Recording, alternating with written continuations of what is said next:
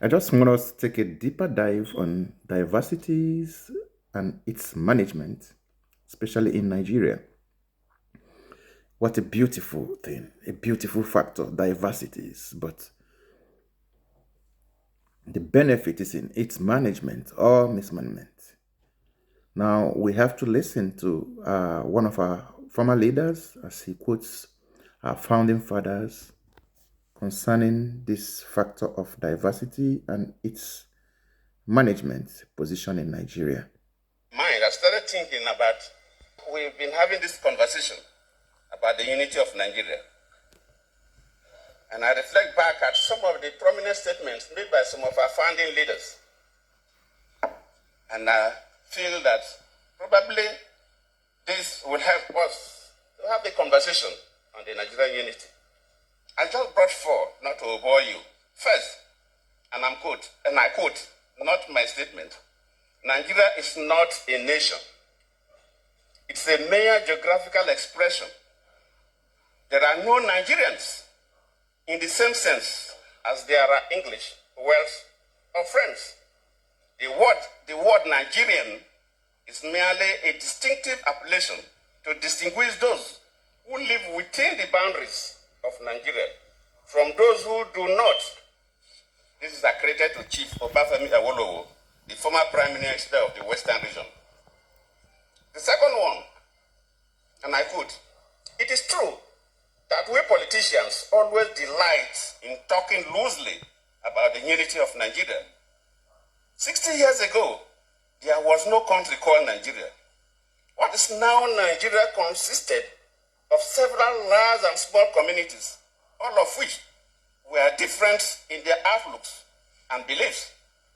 The advent of the British and that of Western education has not materially altered the situation, and the many and varied communities have not knit themselves into a composite unit.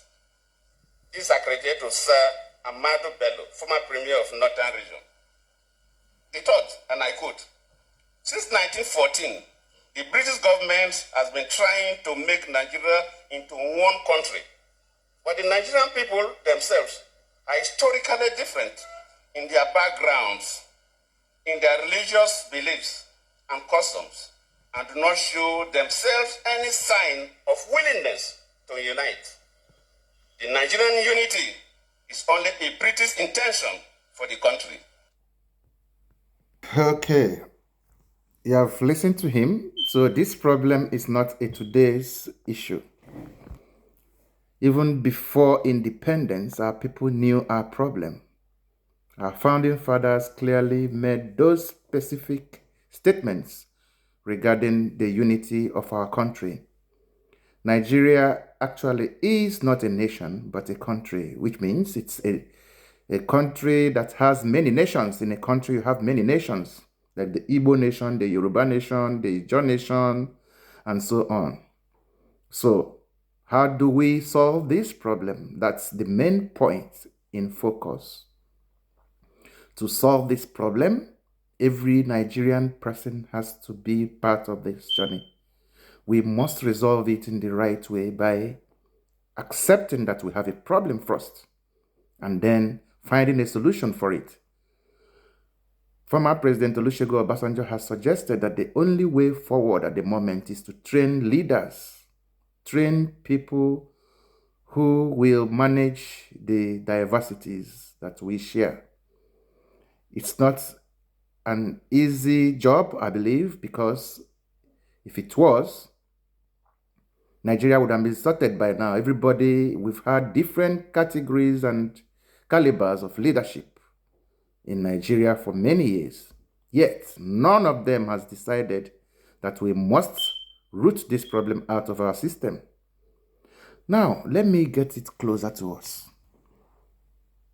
I had earlier mentioned that the problem is not all about this, but the system, the formula that is being used to manage those factors of divisiveness, the diversity we talk about, what formula have we applied?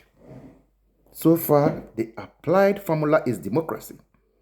But I'm here to tell you that democracy will not work in Nigeria because it's not about the game of number. It's not about we have the majority. We are democratic. I hear many lousy politicians speak irresponsibly. I'm sorry to use this word, but they speak irresponsibly as if the factor about leadership and governance has to do with number, the population, the size of your community that will give you the votes. No, it's not. That's not the idea. The idea about multi-party system is to create an enabling environment for everybody to have a fair playing ground to participate in politics. But it's not really working, as we see. It's not working for Nigeria. I want to use my state government as an illustration. I come from Imo State of Nigeria. For many years, Imo State is being ruled by one senatorial district. We have 3 of them.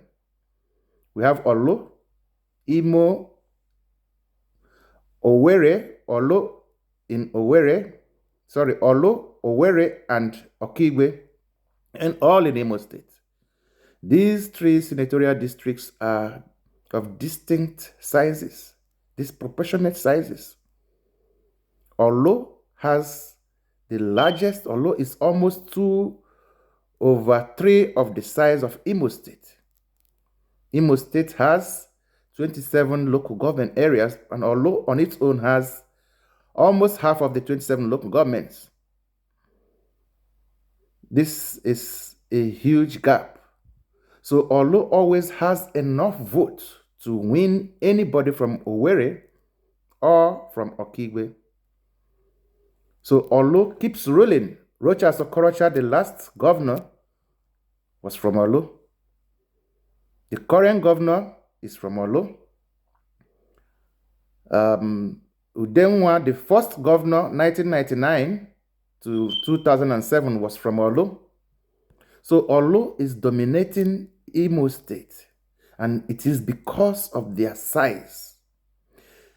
You see, you can say Imo people should come together and agree upon sharing motion or sharing mode, formula of sharing power sharing system, by allocating different regimes or different government regimes to different senatorial districts. But the multi-party system may not allow that as well, because different political parties may come with their own agenda, which is different from what the state has. And when each time they bring somebody from Olo, it still means that Olo will win. If any political party brings somebody from Olo as against the decision that there should be a zoning system for the position of the governor, an Olo person might still win, and democracy takes dominion. Okay? Now, as we speak, the people of Owerri are expecting that it's their turn, but an Olo person may emerge from a different political party with a ticket and then wins the election as well. So this is one of the problems and challenges in terms of politics. And when you go to the National Assembly, a state like Kano has almost double the size of the representations which Bayelsa can provide. Now tell me, in a bill that is ongoing at the National Assembly, where lives the Bayelsa representation if they have something different to offer from what the people of Kano has? Kano has the largest population of representation at the National Assembly, and that gives them power politically.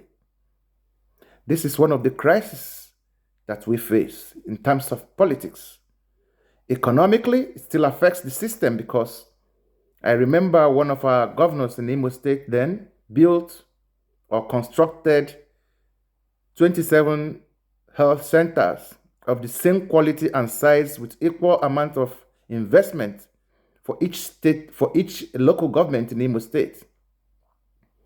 Now, a local government like the largest local government in Imo State is Mbaitoli local government, with a huge population size that is highly, significantly disproportionate from smaller local governments like Wangele.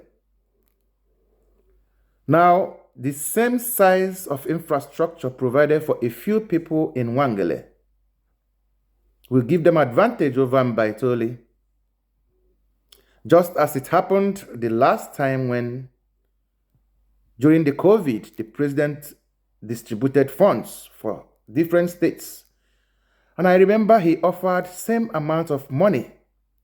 I had 1 billion or something like that for each state. Now check, how does it affect Kano, that has a population of over 20 billion people?